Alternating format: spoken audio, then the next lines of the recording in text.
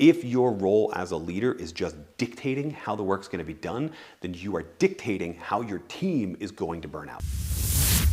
Hey leader, David Burkus here, organizational psychologist, author of 4 best-selling books on helping leaders and teams do their best work ever.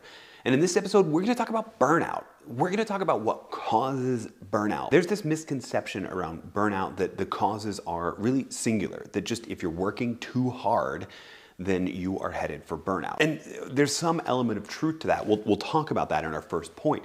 But the truth is there's a whole lot more to what causes employees, particularly top performing employees, to feel a sense of burnout and look for greener pastures somewhere else. And as a leader, you need to know what those different causes are and also what actions you're going to take to help combat those.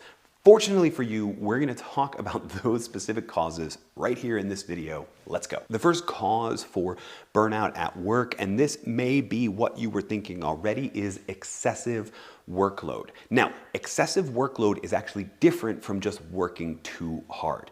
I mean, sure, if you are working 100+ hours a week, you are definitely headed for a sense of burnout. But we know from time use surveys that people who say they spend 65, 75, 80 hours a week at work are lying to themselves, and they're actually working maybe around a 55-hour work week, which is still a lot. But that's not what heads someone into instantaneous burnout. Excessive workload means that there are actually too many projects, not too many hours worked on. It means that as you're focused in on a specific project, you have so many things in the back of your mind, so much in the back of your burner that you can't even focus on the project you are working on there. It means that as you are exhibiting good performance, people are handing you more and more and more.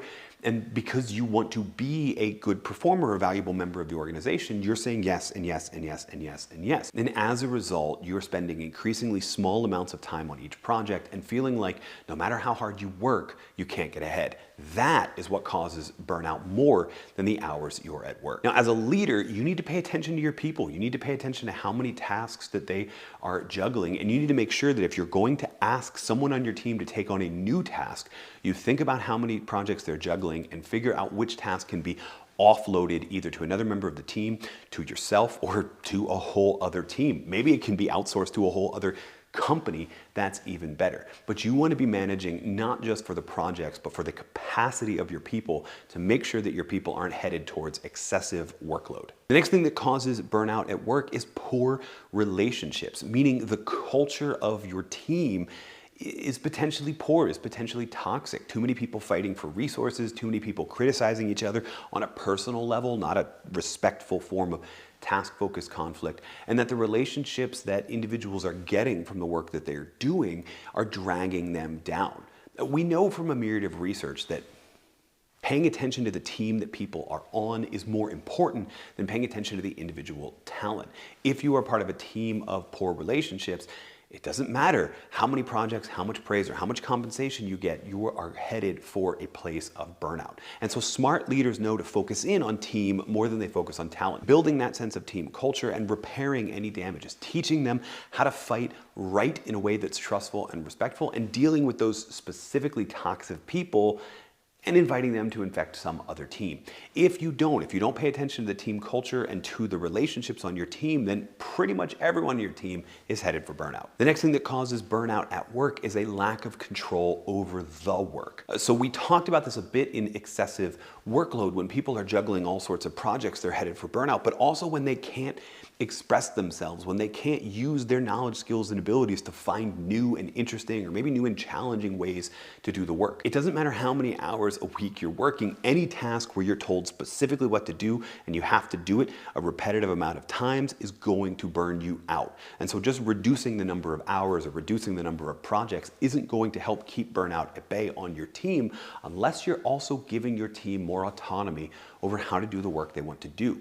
If your role as a leader is just dictating how the work's going to be done, then you are dictating how your team is going to burn out. The fourth trigger that causes burnout is a lack of recognition. So we've talked about the work, how to keep the work from being excessive, how to let people express themselves through the work and do work that is unique and challenging to them, but not recognizing your people and your team for the work that they're doing is also a great way to cause burnout. When people feel like their work lacks meaning, doesn't matter how comfortable they are, how many snacks they have in the break room or how many hours or how few hours they're working. If they're asking them to do work that lacks meaning, that's going to be work that's going to be harder and harder and harder to summon the internal motivation to achieve. And in other words, that's going to be work that drives people into burnout. So as a leader, you need to make sure that you are leveling up the recognition on your team, more than just giving a quaint thank you when critical tasks get done, or more than just giving positive praise during a check-in or an annual performance review, that you are finding reasons to praise the individuals on your team and the team as a whole on a regular basis. You should never be at a loss of something positive to say to each member of your team. And if you are, then I am positive that your team may be headed for burnout. And the fifth thing that causes burnout is a lack of fairness. Being a part of a team or a system that plays favorites and unfairly treats people, that can be a huge trigger towards whether or not an individual or a whole team burns out. Now, lack of fairness plays out in two different ways. The first is what we already talked about, which is a lack of fairness in recognition and a feeling that we're playing favorites. That I do great work, but I'm not recognized as often as people who are maybe in a different department that's seen as more valuable, but do mediocre work, and yet they receive praise more often. Now, as a leader, obviously make sure you're not playing favorites on your own team, but make sure you're taking the time to recognize and talk about how vital the work that your team is doing in order to level that out. But a lack of fairness also plays out in a sense of who actually gets punished, not just recognized, but whose negative performance is overlooked, whose unethical behaviors are overlooked. I mean, these are some big things that you may not be able to deal with as an individual leader, but you need to make sure that your team knows that you're fighting for them. And to be honest, you need to be fighting for a greater sense of fairness in your organization. If you can't solve that, then you know why your team is burned out, that lack of fairness. And you know that you may want to lead that team to a more just organization. And the last thing that can cause burnout on individuals or a team at work is a mismatch between the company's purpose and personal purpose. We know that people want to do work that matters. We want to know that people want more than an honest day's work and an honest day's pay. They want to do work that they can truly feel makes a difference in the world. But everybody has a little bit different definition of how that purpose or how that meaning plays out. You know, some people are motivated by a grandiose way that we're changing society or changing unjust laws, and some people are motivated by knowing how their work helps individual people.